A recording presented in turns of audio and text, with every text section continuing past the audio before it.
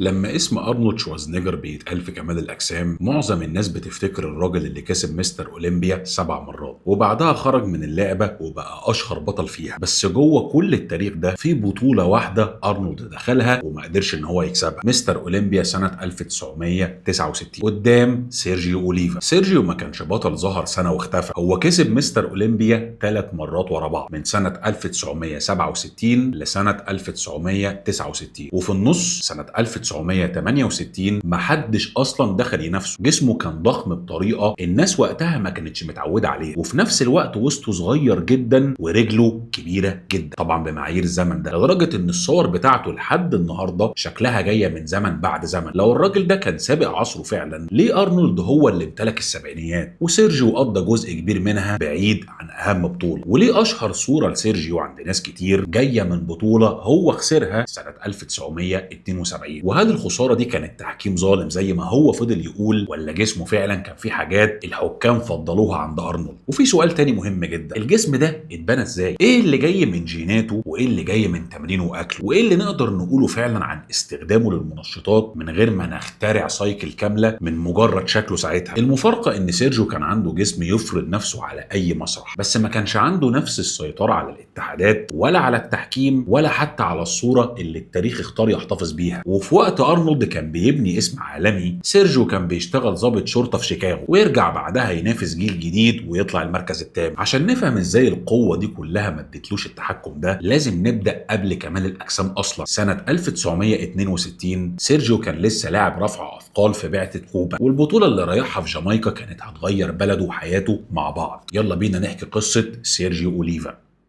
سيرجيو أوليفا اتولد في كوبا سنة 1941، وقبل ما حد يعرفه كلاعب كمال أجسام كان طريقه الحقيقي هو رفع الأثقال الأولمبي. ودي نقطة مهمة جدا، لأن الجسم اللي الناس شافته بعد كده ما بدأش بتمرين صدر ودراع زي اللي كان بيتعمل ساعتها، بدأ بتكنيك وقوة وانفجارية غير طبيعية، وبتمارين الخطف والكلين والنطر والضغط اللي كانوا 3 رفعات البطولة وقتها. وفي وقت قصير سيرجيو وصل لمستوى يخليه يمثل كوبا في وزن حوالي 90 كيلو. سنة 1962 الفريق الكوبي سافر لمدينة كينجستون في جامايكا عشان دورة ألعاب أمريكا الوسطى والكاريبي. بالنسبة للبعثة دي كانت بطولة، بالنسبة لسيرجيو كانت كمان فرصة إن هو يخرج من كوبا. أثناء وجود الفريق هناك سيرجيو ساب البعثة وطلب اللجوء عند الأمريكيين. هو حكى بعد سنين تفاصيل ملونة جدا عن الجري والوصول للسفارة، وحكايات الهروب بطبيعتها بتكبر كل ما تتعاد. لكن الجزء الثابت إن لاعب رفع الأثقال الكوبي خرج من بعثته في كينجستون وطلب اللجوء، وبعدها وصل الولايات المتحدة. في الأول راح مدينة ميامي واشتغل شغلانات بسيطة عشان يعرف يعيش، وبعد فترة قصيرة اتحرك ناحية شيكاغو سنة 1963. مفيش وقتها عقد رعاية ولا مجلة مستنياه ولا جيم مجهز لبطل عالمي، كان في شغل طويل ومدينة بردها صعب على واحد جاي من كوبا، وجيم تابع لجمعية الشبان المسيحية اسمه دانكن. سيرجيو وصف يومه بعد كده وقال انه كان بيصحى بدري يشتغل ساعات طويلة جدا وبعدين يروح الجيم يتمرن 3 أو 4 ساعات ويرجع يطبخ لنفسه وفي الآخر ينام. هو بيوضح قد ايه التدريب كان داخل جوه حياه كلها مجهود بدني، بس الشغل ليه معنى هنا. سيرجيو ما وصلش امريكا وقعد يتفرغ للنوم والاكل والتمرين، هو كان بيحاول يعيش ويتعلم مدينه ولغه جديده، وفي نفس الوقت محافظ على الحاجه الوحيده اللي كان عارف انه مميز فيها وهي القوه. جوه جيم دانكن القوه دي شدت انتباه بوب جايدا. بوب كان لاعب كمال اجسام وعنده فهم للتدريب، والجيم نفسه كان واحد من مراكز الحديد المهمه جدا في شيكاغو. سيرجيو دخل المكان كلاعب رفع اثقال، لكن بوب والناس اللي حواليه بدأوا ان هم يوروه ان القوة لو اتوزعت على تمارين اكتر وزوايا اكتر وتكرارات اعلى ممكن تحول جسمه من جسم لاعب قوة لجسم لاعب بيتحكم في شكله. التحول ده ما كانش معناه انه رمى ماضيه، رجل سيرجيو وظهره وقوة مسكته كانوا جايين معاه من رفع الاثقال. اللي اتضاف هو الحجم التدريبي وتمرين العضلات بشكل دائري اللي هو سيركت تريننج، والتركيز على ضخ الدم بالتكرارات العاليه. يعني اللي حصل في شيكاغو مش خلق جسم من الصفر، هو خد قاعده نادره ووجهها ناحيه رياضه جديده تماما. وفي نفس سنه وصوله تقريبا سيرجيو بدا يدخل بطولات محليه. بمجرد ما دخل كمال الاجسام تقدمه كان سريع جدا، بس سرعه جسمه كانت اكبر من سرعه قبول المؤسسات ليه، وده يظهر بوضوح لما طلع من بطولات شيكاغو وراح ينافس على مستر امريكا.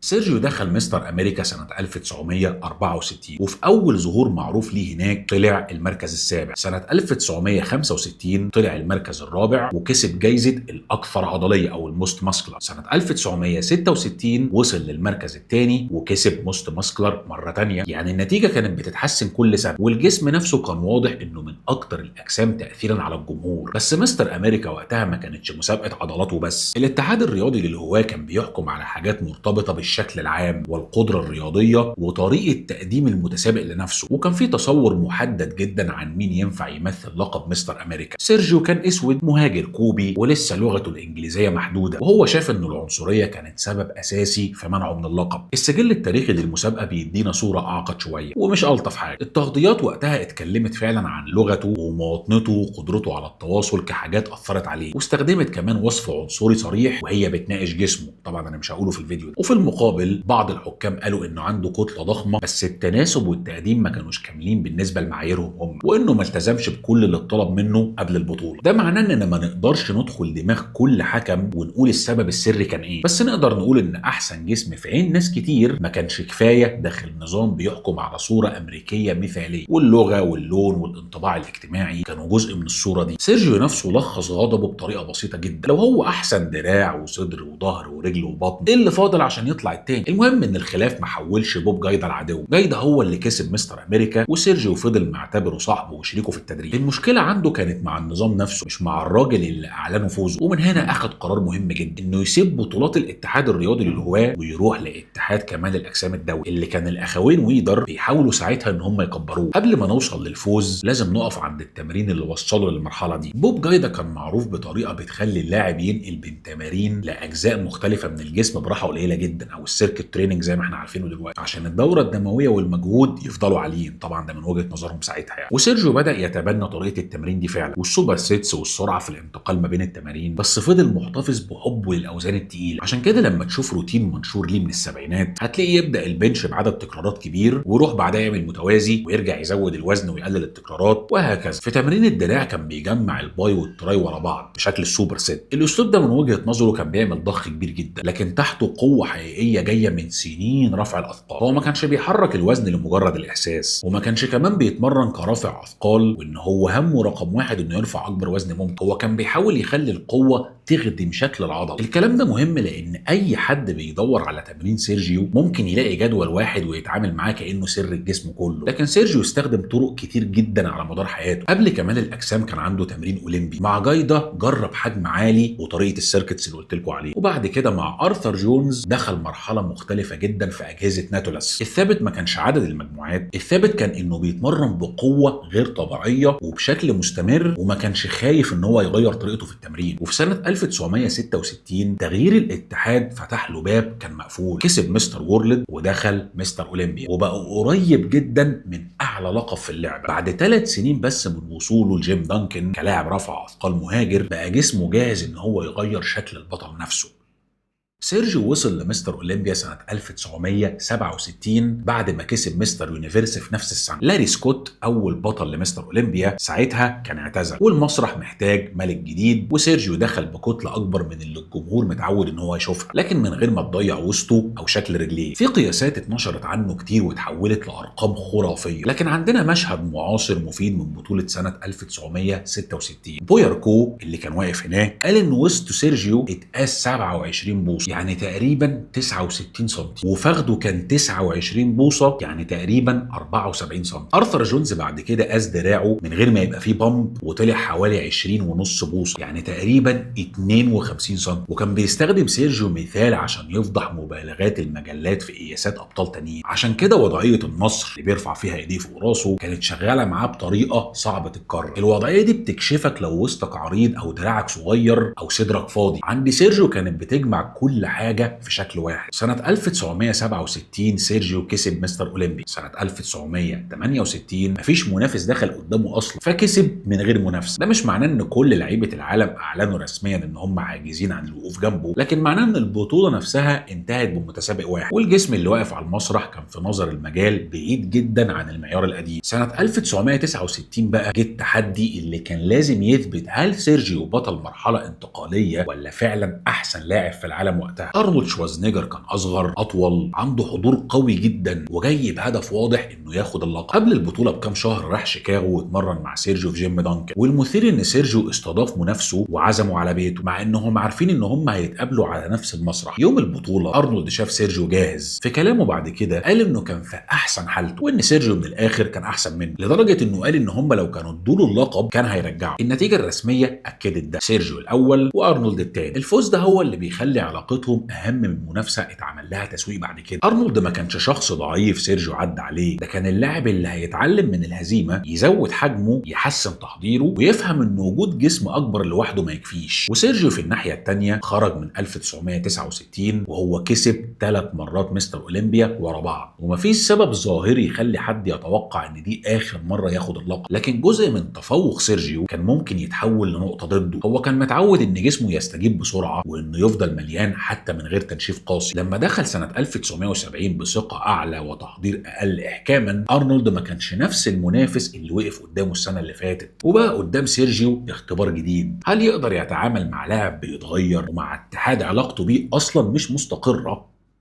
ارنولد رجع سنه 1970 بجسم احسن واستعداد اقوى بكتير. قبل مستر اولمبيا الاثنين اتقابلوا في مستر وورلد وارنولد كسب. بعدها في مستر اولمبيا النتيجه اتكررت تاني، ارنولد خد المركز الاول وسيرجيو خد المركز الثاني. سيرجيو فضل شايف ان السياسه والتحكيم كان ليهم دور، لكن في حقيقه ما ينفعش تتشال من الصوره. ارنولد كسبه في بطولتين رسميا في نفس السنه، وسيرجيو نفسه ما كانش داخل باحسن فورمه عرفها الجمهور عنه. الخساره كانت محتاجه رد على المسرح، لكن سنه 1971 سيرجيو دخل بطولة مستر يونيفرس التابعة لاتحاد منافس في لندن، وهناك خسر قدام بيل بيرل. وبعدها لما راح الأولمبيا في باريس، اتحاد كمال الأجسام الدولي منعه من المنافسة بسبب مشاركته في البطولة غير المعتمد عندهم. سمحوا له ان هو يقدم عرض، لكن ارنولد نافس لوحده وكسب اللقب. القرار ده بيكشف قلب قصة سيرجيو. هو خرج من كوبا عشان ما يبقاش تابع، وخرج من اتحاد الهواة لما حس انهم مش بيدوا له حقه، وبعدها رفض يبقى مربوط باتحاد واحد بس. الاستقلال ده شيء مفهوم جدا، لكنه في رياضة بطلها بيتحدد على منصة مملوكة الاتحاد كان ليه ثمن كبير. جسمك ممكن يبقى حر، لكن فرصتك في المنافسة مرتبطة بقواعد المؤسسة اللي انت بتنافس فيها. في الفترة دي دخل ارثر جونز على الخط. جونز كان بيطور اجهزة نوتيلس وطريقة تدريب مبنية على شدة عالية جدا ومجموعات اقل، والتمرين يوصل لمرحلة انك مش قادر تحرك الوزن. سيرجيو راح فلوريدا وجرب التدريب تحت اشراف ارثر جونز. هو كان جاي من ساعات طويلة واوزان حرة وحجم تدريبي عالي جدا، وفجأة بينتقل من جهاز للتاني من غير الراحه اللي متعود عليها. سيرجيو حكى ان اول مره التمرين بهدله حرفيا، وانه في الاخر كان قريب ان هو يرجع من شده المجهود، لكن مع الوقت بدا ان هو يتاقلم وبدا ان هو يستفيد فعلا. وقال ان افضل حجم وصل له كان في مرحله ارثر جونز، بس ده ما يخليش جونز هو اللي صنع جسم سيرجيو. قبل ما يقابله سيرجيو كان كسب الاولمبيا 3 مرات. اللي حصل ان بطل مكتمل تقريبا جرب اداه جديده وطلع منها بحاجه اضافيه. بعد ما بعد عن اجهزه نوتيلس رجع سيرجيو للاوزان الحره، لانه ما كانش عنده نفس الاجهزه في شيكاغو، وقال انه حافظ على الشده اللي اتعلمها من ارثر جونز. ونفس الفكره تنطبق على اكله برضه. الحكايات عن سيرجيو مليانه اكل ضخم وغريب جدا، لحوم ورز وبطاطس وفاصوليا بكميات غير طبيعيه، وكمان حلويات ومشروبات فيها سكر كتير جدا. في ناس كانت بتتمرن معاه قالت انه ممكن ياكل بيتزا قبل البطوله. وصاحب قديم ليه حكى عن وجبه فيها توينكيز ومشروب غازي في الشغل. سيرجيو كان بيصرف طاقه غير طبيعيه بين الشغل والتمرين، وكان عنده استجابه جسمانيه نادره جدا. عشان كده اكله اللي كان مناسب ليه ما يثبتش ان جوده الاكل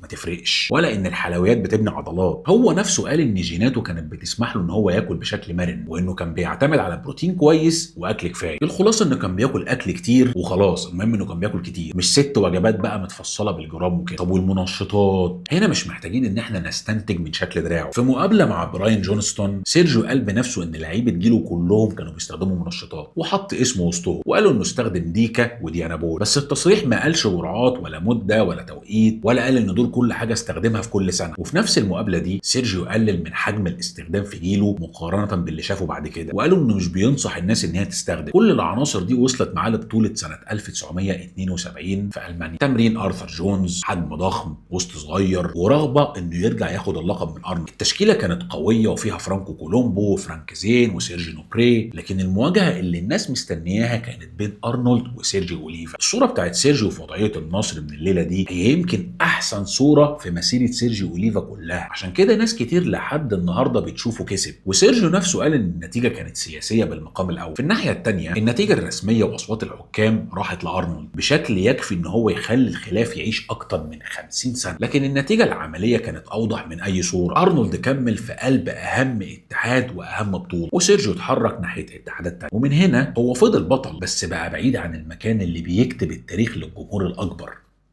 سيرجيو بعد اولمبيا 72 ما بطلش منافسه، سجل بطولاته فيه فوز بمستر انترناشونال سنه 1974 ومستر اولمبيوس سنه 1975 و76 و78 وبطوله العالم التابعه لوابا سنه 1977 و1980 وكاس العالم سنه 1980 و81. يعني وصف الفتره دي كانها اختفاء كامل حاجه مش دقيقه. اللي اختفى كان وجوده في بطوله مستر اولمبيا بالتحديد. الاتحادات التانيه كان عندها بطولات ولاعيبه وجمهور، لكن ما كانتش بتاخد نفس تغطيه مجلات ويدر، ومستر اولمبيا كان بيكبر مع ارنولد وبعده فرانكو كولومبو وفرانك زين. انت ممكن تكسب بطوله، لكن لو الصور والتغطيه والفيلم والتسويق في مكان تاني، الجمهور الجديد هيفتكر بطل المكان التاني. المفارقه ظهرت بشكل واضح سنه 2002 لما اعلان لشركه فيزا استخدم سيرجيو في دور ضابط الشرطه العادي، وعرفه للمشاهد على انه وصيف مستر اولمبيا سنه 1972 قدام ارنولد. الاعلان اختار الخساره الاشهر بدل 3 مرات كسب فيهم اللقب، وده مش خطأ في النتيجه، لكنه مثال ممتاز على ان طريقه حكي التاريخ ممكن تختصر بطل كامل في الليله اللي خسرها، خصوصا لما الشخص اللي كسب الليله دي بقى اشهر لاعب في العالم. سيرجيو كان بيقول انه بيروح يشارك في اي بطوله لو تم دعوته ليها، وانه مش ملك لحد. الجمله دي فيها قوه شخصيته، وفيها كمان سبب خسارته لمساحه كبيره جدا من الظهور. هو رفض ان هو يتشكل حسب علاقه حصريه مع اتحاد او سبونسر. القرار حافظ له على احساس الاستقلاليه، لكن ما حافظش ليه على نفس النفوذ. وفي وسط السنين دي سيرجيو بنى حياه تانية في شيكاغو. هو كان نفسه يبقى ضابط شرطه، لكن التعيين اتاخر وسط صراعات قانونيه على اختبارات وتعيين الاقليات. سنه 1976 دخل قوه الشرطه في شيكاغو، واشتغل جزء كبير من خدمته في منطقه روجرز بارك. الصوره هنا غريبه بس حقيقيه. بطل مستر اولمبيا ب3 القاب، لابس بدله شرطه متفصله مخصوص على جسمه، بيشتغل دوريات وبعدين يروح يتمرن وينافس في بطولات بره الاتحاد. بالنسبه للناس في الحي، سيرجيو ما كانش اسم قديم في مجله، كان ضابط معروف وراجل موجود في المكان. الشغل كمان رجعنا لنفس النمط اللي بدأ بيه في شيكاغو. سيرجيو عمره ما عاش كل مسيرته كلاعب متفرغ محاط بفريق كامل، هو كان بيوازن بين وظيفه وتمرين وسفر، وده يخلينا نفهم ليه نظامه ما كانش دايما بالشكل العلمي المنظم اللي الناس بتحبه وبتفضله دلوقتي. هو كان بيستخدم اللي يقدر يستمر عليه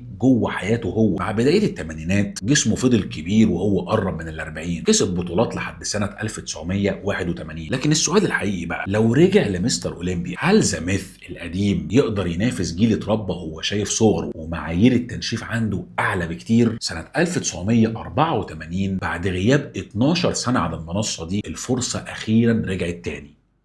سيرجيو دخل مستر اولمبيا سنة 1984 في ماديسون سكوير جاردن وهو عنده 43 سنة. ليه هيني كان داخل يبدأ عصر جديد، ولاعيبة المسابقات بقى عندها تفاصيل وتقطيع مختلفين تماما عن نهاية الستينيات. سيرجيو اوليفا لسه ضخم ولسه شكله أول ما يظهر يخلي الجمهور يبدأ يتفاعل، لكن الرجل والتفاصيل ما كانوش بنفس مستوى أفضل أيامه ولا أفضل لعيبة في الوقت ده. الحكام ادوا المركز الثامن. الجمهور اعترض بصوت عالي لأن الجمهور ما كانش بيحكم بس على الجسم اللي قدامه، هو كان شايف 3 ألقاب وصور 1972 والراجل اللي كسب أرنولد. بس التحكيم المفروض يقارن نسخة 1984 باللعيبة اللي موجودين سنة 1984، مش يقارن تاريخ كل واحد بتاريخ التاني. اللحظة اللي غطت على المركز حصلت لما سيرجيو مسك ابنه الرضيع سيرجيو أوليفا جونيور اللي موجود دلوقتي وبينافس في زماننا الحالي. قال إن مهما كان مركزه الثامن أو ال17 أو ال20 هو هيفضل ذا ميث، وإن اللي في إيده ده هو ذا ميث الجاي. بدل ما الليله تفضل مجرد رجوع بطل قديم ونتيجه مخيبه، بقت كمان اعلان عن اسم هيفضل جوه العيله. لكن تحضير الرجوع كشف مشكله في اكله. سيرجيو قال بعد كده ان مراته خلته يجرب دايت شبه اللي كان ماشي عليه فرانك زين. الفكره كانت انه ينشف اكتر عشان يناسب المعيار الجديد، بس هو وصف النتيجه انه بقى ضعيف جدا ومبقاش فيه طاقه للتمرين، وحس ان جسمه فقد الامتلاء. وهنا احنا لازم نفصل بين حاجتين مهمين قوي. نتيجه الثامن قرار حكام قدام مجموعه كامله، مش ممكن نثبت ان الدايت لوحده لوحده هو اللي سبب كده، لكن تجربته الشخصيه مهمه جدا. الراجل اللي قضى سنين ياكل بكميات كبيره جدا ويتمرن ساعات طويله، لما نقل فجاه لنظام متشدد مناسب لجسم لاعب تاني اصلا، حس ان اداؤه بدا ان هو يقل فعلا. الدرس مش ان دايت سيرجيو القديم كان افضل، الدرس ان انت تنقل نظام بطل تاني من غير ما يناسب جسمك وحجم شغلك ممكن يبوظ لك كل حاجه تقريبا. سيرجيو رجع تاني سنه 1985 والنتيجه كانت المركز الثامن مره تانيه، ودي كانت اخر بطوله في سجله. الرجوع ما اثبتش انه لسه احسن لاعب في العالم، لكنه اثبت ان حضوره لسه قادر يحرك جمهور كامل بعد 12 سنه بعيد عن المنافسه. وفي نفس الوقت اكبر الناس تشوف حقيقه صعبه جدا، الاسطوره اللي في الصوره مش بتتجمد، الجسم بيكبر، المعايير بتتغير، والاسم الكبير ما ينفعش ياخد مركز بدل افضل جسم في الليله دي. بعد اخر بطوله كان ممكن سيرجيو يكمل في العروض والتمرين ويقفل المنافسه بطريقته، لكن في صيف 1986 حصلت واقعه اسريه عنيفه انهت اي احتمال للرجوع، وخلت الجزء اللي بعد المسرح في حياته اصعب بكتير من مجرد خساره مركز.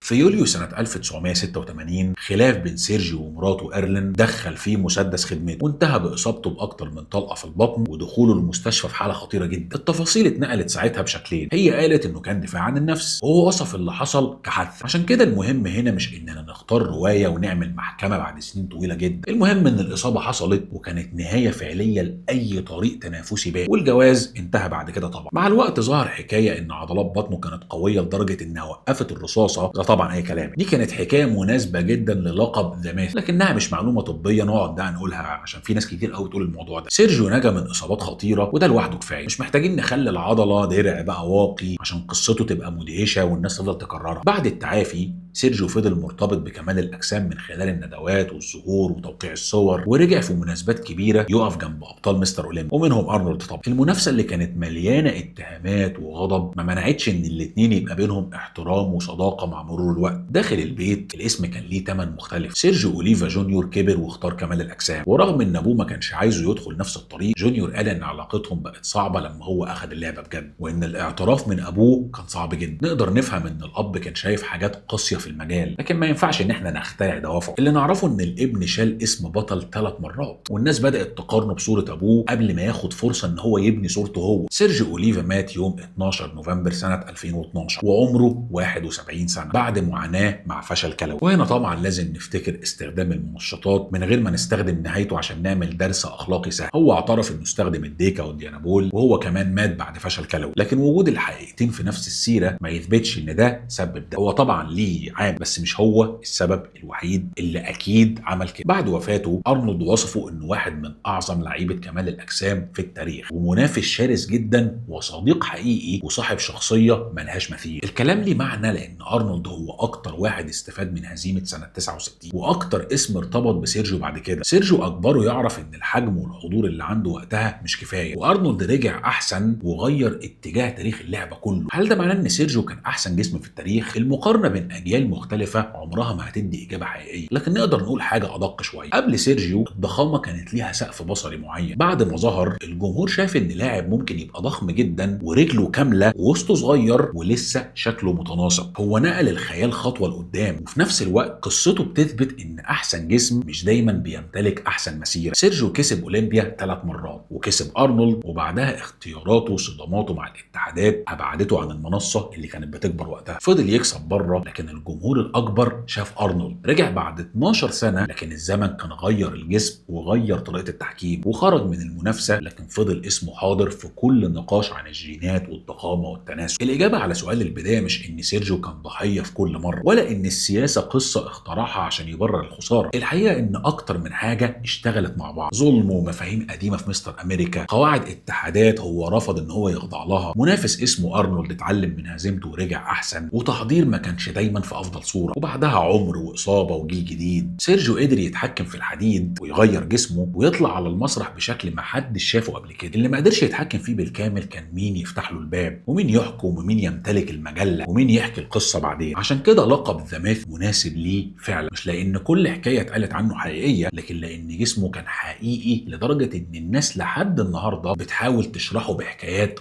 اكبر من الحقيقه.